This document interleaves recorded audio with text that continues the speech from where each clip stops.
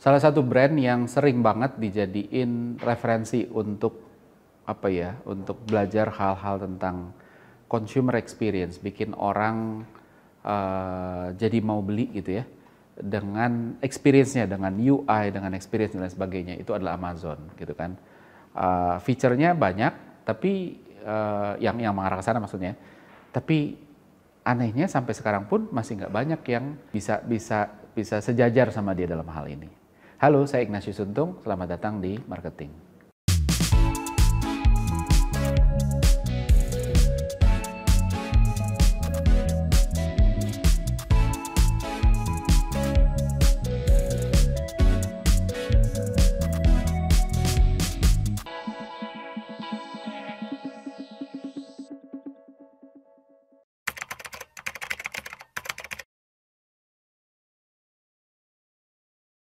Oke, jadi kalau kita ngomongin Amazon, Amazon.com ya, ini luar biasa. Ini jadi banyak referensinya orang-orang produk, orang-orang UI, UX, orang marketing juga, orang behavioral science. Karena banyak banget feature yang built-in, yang bikin orang jadi senang pakai ini gitu. Karena gampang nemuin yang dimau, termasuk hal-hal yang sebelumnya nggak terpikir gitu ya. Saya salah satu konsumen setia Amazon. Kalau beli buku sering di situ gitu ya, walaupun sekarang juga sering beli buku di toko buku lokal ya. Tapi menariknya adalah kalau pengalaman saya gitu ya, seringkali ke sana cuma cari satu buku, tahu-tahu jadi belinya 5 buku gitu kan. Sekarang di shopping cart saya masih ada berapa ya, mungkin 70 buku gitu yang saya masukin dulu deh gitu kan, supaya nanti kalau ada uang atau buku di rumah udah habis, saya beli yang dari yang situ gitu. Jadi Amazon ini meminimalisir segala psychological bias yang bisa bikin orang nggak jadi transaksi. At the same time dia bikin orang lebih yakin, udah deh ini aja deh gitu kan.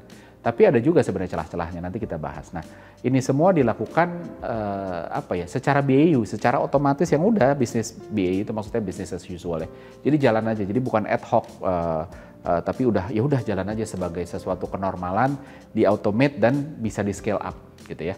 Nah kali ini kita bahas product experience ya, tapi bukan marketing, tapi relevan juga buat orang marketing karena mindsetnya sama, understanding consumer behavior dan bikin experience yang yang bikin bisnis jadi lebih berkembang ya.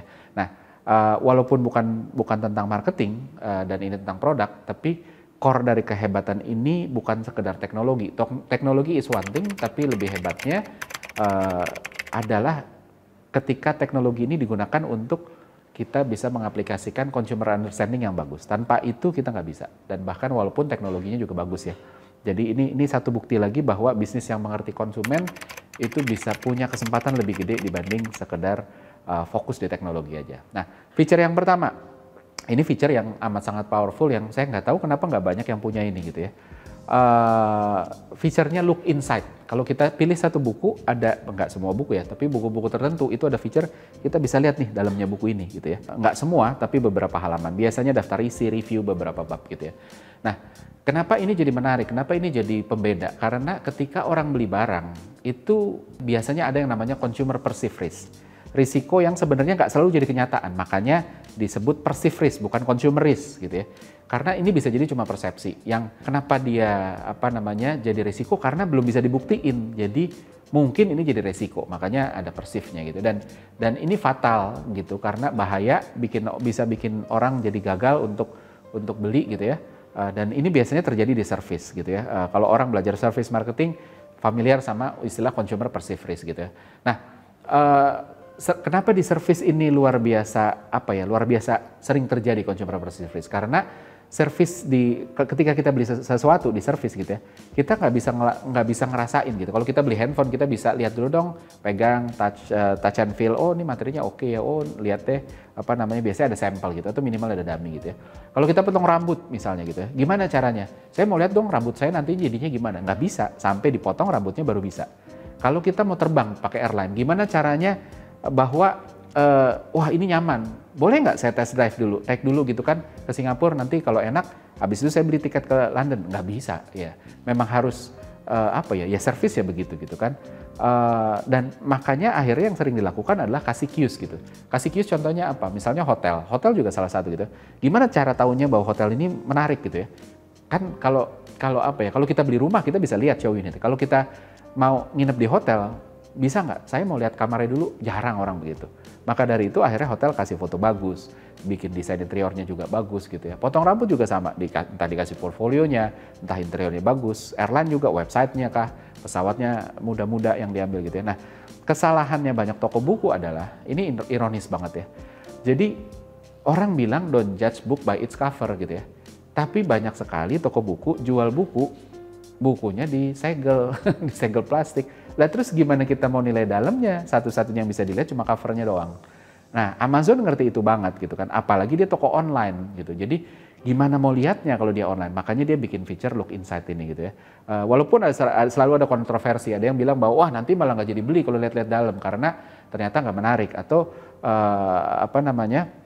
orang jadi aduh ternyata cuma segini ya nggak oke ya nggak deh gitu ya.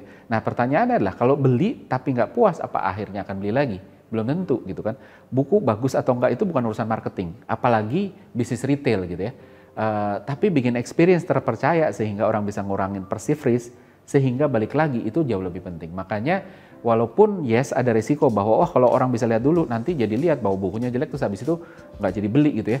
Ya bener sih gitu, tapi balik lagi kalau orang beli terus habis itu kecewa terus besok-besoknya nggak mau beli lagi itu jauh lebih berbahaya gitu ya. Itu satu. Yang kedua adalah referral gitu ya. Referral ini bukan feature tapi mindsetnya itu apa? Jadi di Amazon itu banyak banget feature referral, direferensiin gitu ya. Ketika kita milih ngeklik satu buku gitu terus habis itu keluar ini loh buku yang biasa juga dibeli ketika orang beli buku ini atau ini loh buku-buku yang berhubungan dengan buku ini gitu kan atau ini loh berdasarkan browsing history kamu harusnya suka buku-buku ini. Nah, jadi referral ini berjalan di atas konsep relevansi gitu ya. Dulu referral didorong berdasarkan kategori subkategori gitu ya. Jadi misalnya ketika lihat buku bisnis didorong semua buku bisnis. Tapi masalahnya buku bisnis itu luas. Jadi walaupun ini relevan, tapi relevansinya masih tipis karena kalau ngomongin kategori bisnis banyak banget ekonomi sama legal sama-sama bisnis gitu. Tapi apakah orang ekonomi terus baca buku legal belum tentu. Oke, sekarang kita ngomongin sama-sama ekonomi. Kalau sama legal ya iyalah terlalu ekstrim ya. Ini sama-sama buku ekonomi. Ekonomi pun dari ujung ke ujung ada buku ekonomi ngomongin pricing, ada buku ekonomi ngomongin makroekonomi, mikroekonomi dan lain sebagainya dan belum tentu itu relevan. Maka dari itu sebenarnya si Amazon ini punya referral yang luar biasa bagus, dia bisa ngecek relevansi terus ngedorong sesuatu yang jauh lebih relevan gitu ya. Jadi dia berpikir dari bagaimana buku dicari. Misalnya kalau orang cari buku marketing misalnya, cari Philip Kotler, mungkin habis itu didorongnya bukunya Pak Hermawan gitu ya, atau bukunya Mas Iwan gitu. Nah, atau bahkan bisa nyebrang gitu ya. Kalau orang belajar cari-cari buku brand, didorong buku behavioral science misalnya gitu ya. Dan ini dimungkinkan sama teknologi, tapi otaknya tetap harus konsep yang sama, lebih ke kemampuan gimana kita ngerti orang berpikirnya gimana sih. Kalau orang cari ini tuh habis itu carinya apa sih gitu. Jadi relevansi ini berjalan juga dengan konsep yang sama dengan otak kita bekerja. Saya kasih contoh dikit ya. Ketika kita reuni ya, kalau kita reuni ketemu teman lama, terus habis itu kita ketemu teman tiga orang gitu ya. Yang dua kita ingat namanya gitu, saya ingat namanya. Yang ketiga lupa nih siapa nih gitu. Gue lupa banget. Padahal ini sekelas gitu ya, tapi lupa namanya. Nah ini terjadi karena otak mengingat sesuatu bukan kayak kita nyimpen barang gitu ya. Kalau kita taruh barang di satu kamar gitu ya, kamar tamu ya, ada dua buku di sana, buku ketiga kita jadi bisa lihat gitu. Kalau yang dua kita ingat, yang ketiga kita ingat. Ini otak nggak begitu. Otak nyimpen dan mengkonek antara satu item ke item lainnya itu berdasarkan relevansi. Bisa aja ke-trigger orang yang ketiga ini terus tiba-tiba kita ingat gara-gara ingat, ini yang dulu suka pulang naik angkot bareng ya. Triggernya angkot terus jadi ke-recall namanya siapa. Jadi relevansi bukan dibangun berdasarkan pengkategorian yang eksplisit aja gitu bahwa kalau bisnis, kalau ekonomi, bukan cuma itu. Tapi triggernya dari sisi pengkategorian yang bahkan lebih ngikutin konsumen berpikirnya gimana. Otak itu ngebangun memorinya tuh mind mapnya kurang lebih berhubungannya dari sisi apa, kurang lebih gitu. Nah, terus feature yang ketiga yang juga menarik itu rating dan review gitu. Feature ini intinya adalah kita bisa ngelihat dan kita bisa ngasih rating. Kalau kita udah beli buku di sana, kita bisa ngasih rating dan review. Dengan reviewer profilnya, kita sebagai reviewer itu bisa diisi dan bisa difilter sebagai orang yang mau cari buku gitu. Kita bisa filter berdasarkan keyword yang paling sering keluar atau filter by rating. Saya mau lihat yang ratingnya 3 aja deh. Terus kita juga bisa mengontrol kualitas ini, bantu Amazon untuk ningkatin kualitas rating dan reviewnya dengan milih, oh apa komen ini helpful nih, oh komen ini abuse nih, ini nggak sesuai gitu ya. Gitu. Jadi praktikal banget tapi juga detail. Ada rating yang praktis gitu kan. Shortcut untuk tahu kualitas gitu. Kalau kita harus baca review gitu kan, wah kebanyakan gitu baca review. Jadi kita bisa start dari rating dulu gitu. Abis itu baru lebih dalam gitu ya. Apa namanya, dan kita juga bisa ngelihat reviewernya untuk ngelihat apakah reviewer ini backgroundnya sama, pengalamannya sama apa enggak.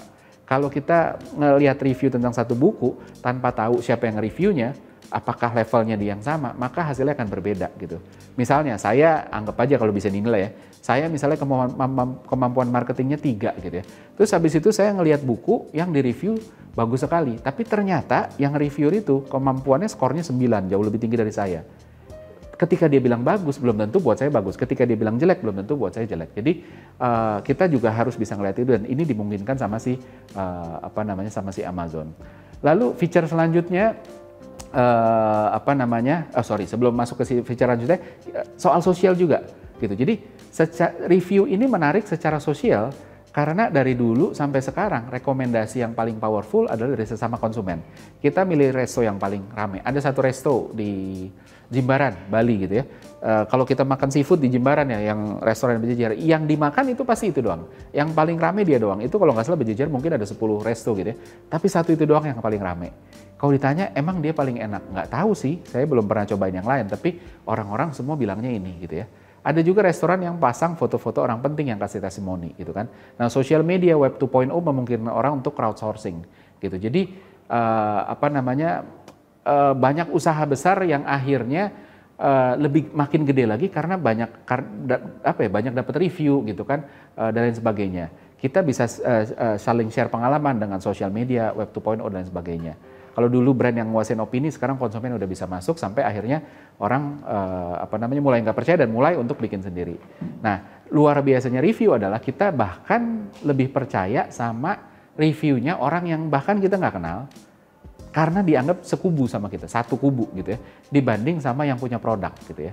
Nah, konsumen menganggap brand owner ada di pihak lain, dia punya kepentingan untuk bikin kita beli, makanya reviewnya belum tentu belum tentu fair gitu, belum tentu bisa dijaga gitu. Maka dari itu review kualitas harus dijaga. Nah, feature vote untuk helpful atau abuse di Amazon itu ngebantu untuk menjaga review. Jadi bisa aja keluarganya yang disuruh review, jadi bagus-bagus aja. Nah, itu bisa kita bantu untuk yang ini abuse nih, jadi nggak usah di consider gitu. Feature selanjutnya buy now. Ini simple tapi lumayan, bikin easy fast checkout gitu ya. Buat sebagian orang nih buat apa ya gitu kan. Tapi buat orang-orang tertentu gitu ya, proses checkout jadi lebih simple, cepat, cocok buat orang yang cuma mau beli satu buku gitu ya. Kenapa ini bisa jalan dengan baik adalah karena pada dasarnya untuk bikin orang transaksi, kita butuh experience juga, experience-nya nge-flow, istilah behavioral science-nya nge-flow. Jadi ini sebenarnya hedging strategi kalau buat saya dari perspektif Amazon ya. Jadi di satu sisi dia nawarin cross sell dengan referral tadi, kamu tertarik buku ini nggak, tahu nggak ini, kan selalu didorong terus ya. Kita mau nambahin berapa buku pun ke cart ya, selalu didorong itu ya. Tapi akhirnya orang bisa nanti ujung-ujungnya bingung, kok banyak ya, aduh nanti deh, nggak deh kalau gitu saya nggak bisa milih nih gitu ya. Nah, jadi si buy now ini sebenarnya function yang hedging. Di satu sisi dia nge-cross sell, di satu sisi dia ngedorong orang untuk ya udah saya beli yang ini aja, saya nggak mau lihat yang lain gitu ya. Jadi feature buy now ini ngebantu orang untuk nge-flow dan mengurangi resiko orang untuk drop cart gitu ya. Sehingga orang nggak kebanyakan opsi, terus habis itu jadi bingung dan ya udah deh langsung aja deh gitu ya. Nah, terus yang terakhir adalah shopping cart record gitu ya. Jadi shopping cartnya itu kalau kita udah login ya, terus kita add to cart gitu ya, masukin ada 5 buku, terus kita nggak jadi gitu ya, terus kita tutup aja gitu kan browsernya, kita buka-buka yang lain, besoknya atau minggu depan atau bulan depan balik lagi, itu masih ada gitu. Dengan begitu sebenarnya menariknya adalah dia ketika masih ada barang di shopping cart kita dan kita nggak check out, itu kan sebenarnya drop cart. Nah, tapi ketika terus habis itu balik lagi itu kosong, ya beneran jadi drop cart. Tapi kalau ketika kita balik lagi 2 hari lagi, 3 hari lagi dan itu masih ada di sana, Amazon punya kesempatan untuk ngedorong orang untuk lu masih ada shopping cart lo ini, kenapa nggak lo selesain dan lain sebagainya. Kita juga nggak perlu nyari satu-satu lagi dari awal. Jadi opportunity ini yang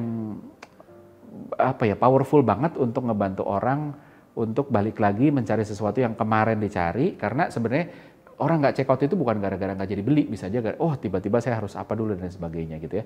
Dan bahkan untuk ngebantu ini mereka juga kasih browsing history, ini loh yang kemarin kamu lihat gitu, supaya kalau kita berubah pikiran atau mau nyari yang kemarin gitu, itu gampang sekali.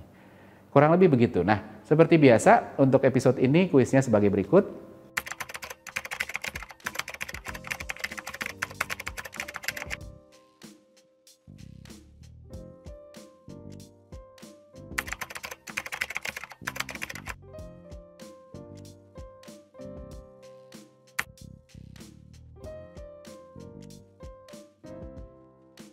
Dan pemenang untuk episode ini seperti biasa juga bisa dilihat di episode depan, maka dari itu jangan pernah lewat marketing, selalu saksikan setiap hari Jumat. Saya Ignatius Untung, pamit undur diri.